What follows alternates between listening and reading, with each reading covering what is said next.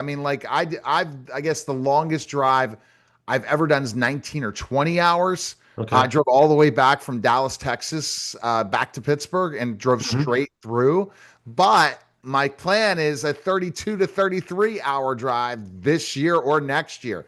So tell us Okay. about that whole road trip. Sure. Yeah, my son was relocating to the southwest coast of Florida. He just wanted to get away, which is great. Him and his buddy bought a place.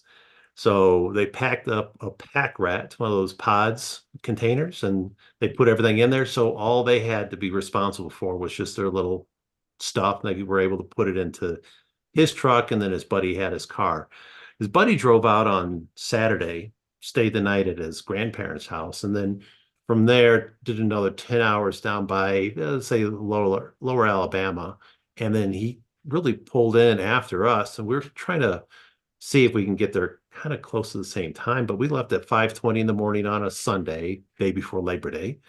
Um, just started heading east, and he pretty much took that first leg pretty well, drove about 6 to 7 hours, and then I started driving right before Kansas City. And it's funny because you see different vehicles on the road, and I saw one truck and I passed them up. But I guess I took a different split to go through Kansas City because when I got on the other side of Kansas City into Missouri, I passed them again. It's the same guy. I know it wasn't a different truck because I was like, that's the same guy. But we just kept driving. I drove into Illinois and we got gas, found out how expensive gas is in certain states. Illinois was one of them. So I mistimed that because I should have filled up a little before in St. Louis, but I didn't have enough. That was kind of a mess. And then I was like, well, maybe I'll wait till Kentucky. Couldn't do it. So yeah, it was good. But then there was a memory that I had from many years ago. One of the girls I used to date, her and I went on a road trip ourselves, and we were driving from Chicago to Memphis and then Memphis to New Orleans. And in Illinois and like Arkansas area, I forgot where it was exactly, but we hit a lot of bugs and we had to pull over and I had to squeegee all the bugs off. So same exact thing happened in Southern Illinois. It sounded like it was raining, but we Oh, just wow. hit this swarm of bugs kind of in the twilight. And it was pretty crazy that, we had all those bugs. I couldn't see, I couldn't clear them off. And I had to find another gas station, scrape them off. And I was like, how strange is that? Some 30 years later, I've got that memory of hitting all those bugs, but that was pretty cool. I mean, it was cool with the memory and everything. But then we rolled through let's see, I rolled into Kansas and I think I rolled through Nashville into Okay. Tennessee. Then he drove through Chattanooga and he's like, I really wanted to see Chattanooga in the daylight because it was the middle of the night. And I slept here and there, but get into Atlanta and there was nobody in Atlanta. 3 in the morning, just buzzed right on through and straight down went to Bucky's in Monroe. That place was packed at 5 in the morning or 5:30. It was good, but we got our brisket taco um, with egg. Oh, those are good. And then rolled into my buddy's house about 11 a.m. and just took it easy. He closed on his house on Tuesday, and we just started cleaning. And I flew back Tuesday night. I'm just still trying to recover. I got the Broncos on Sunday, and I'll be I back see. down I there in see. two So you weeks. rode with him, then Mhm. closed, and then flew back. I get it. So you Yeah. didn't have to Yeah. drive both ways. That would have been No, rough. that would have been tough. I'm not doing that. No. So I flew back. And when I go down there again, I'm flying. I'm not driving. I don't see any time of me having to drive unless I have like weeks and months off. Let's say I'm retired and I want to drive, cool. But not, I got a short trip, not doing it. Nope. See, I would wonder, based on if you went and got the cheapest airline ticket and someone else drove the same distance, what would be faster?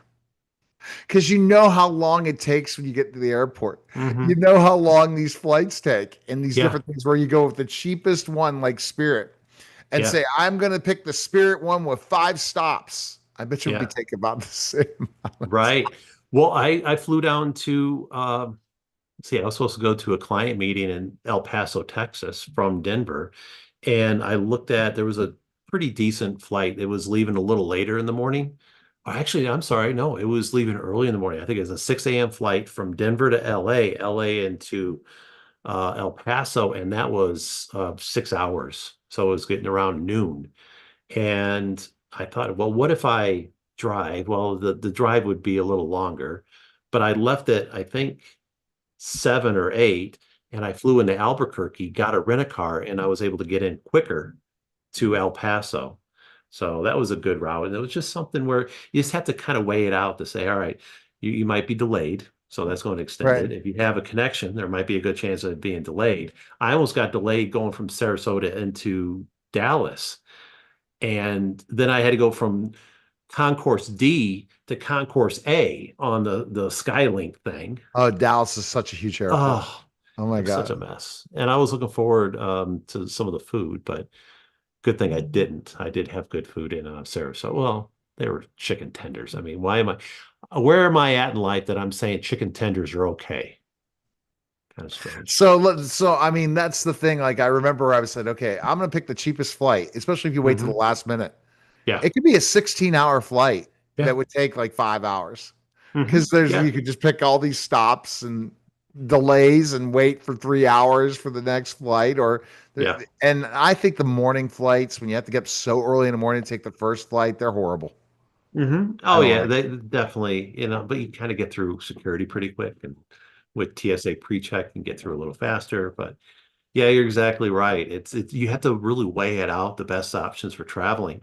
Um, if I'm driving, I'm say I'm going to Chicago, and Chicago I know is 14 hours. There's no way I'm going to select a flight that's going to be 10 hours or even 12 hours. Forget it. I'll drive. But in reality, just take a nonstop flight. It should be cheap enough. You get it 2 weeks out in advance, you're good to go. But if you hem and haw and you delay on it, then yeah, it's going to cost you an arm and a leg, and then you just can't do it. So we're flying from Sarasota to Chicago for a wedding at the end of September, which is fine because I'll be down with my son. And I got to go on Spirit, so I'm not too thrilled about that. But it was cheap. It was cheap, Yeah, oh yeah, and that's the thing about Spirit. Cheap, but yeah, interesting. yeah, I fly on a shoestring, but I take that risk. And then the other cool thing about that is, well, it's unfortunate.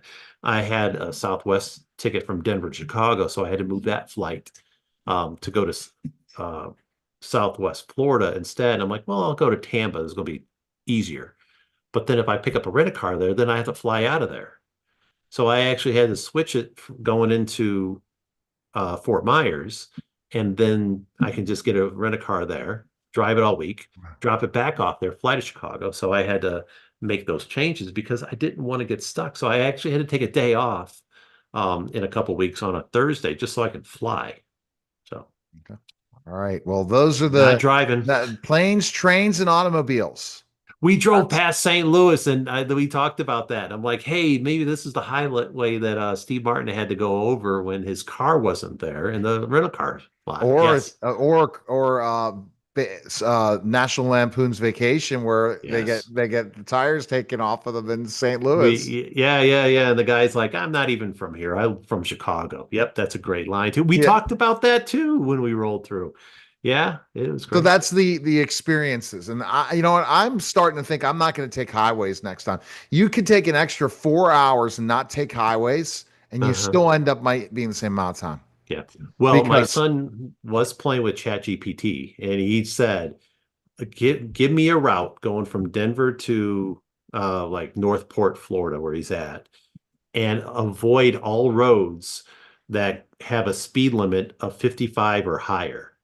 So he wanted to take all back roads for under 55 miles an hour. So no highways, no nothing. It came up with 10 days. It was a 10-day trip. Yeah. 10 day. I don't think ChatGPT did their job. Well, It's it's going to take all back roads and it has to avoid any highway. I always push avoid tolls and highways. From that, it would be 30 But hours then you instead put of the 26. stipulation of don't go over the speed limit. You Oh, know, I can you don't know. imagine I doing think that 35? I think ChatGPT doesn't know how to compute. Yeah, Don't ask it to do your bookkeeping right now. No. because guess what? It gets off like, what did you just come up with? Yeah. Exactly. All right. So where people can go to your website, purchase your book, where Yeah. they can go? Underwaybooks.com. All right. That's where Deception Underway's at. I'm also still Underway Books for YouTube. So with my podcast, and then I'm also on Spotify and Apple Podcasts under World's Finest Strike Podcast. All right. Thanks, Patrick. Appreciate it. Thank you, sir. All right. You're listening.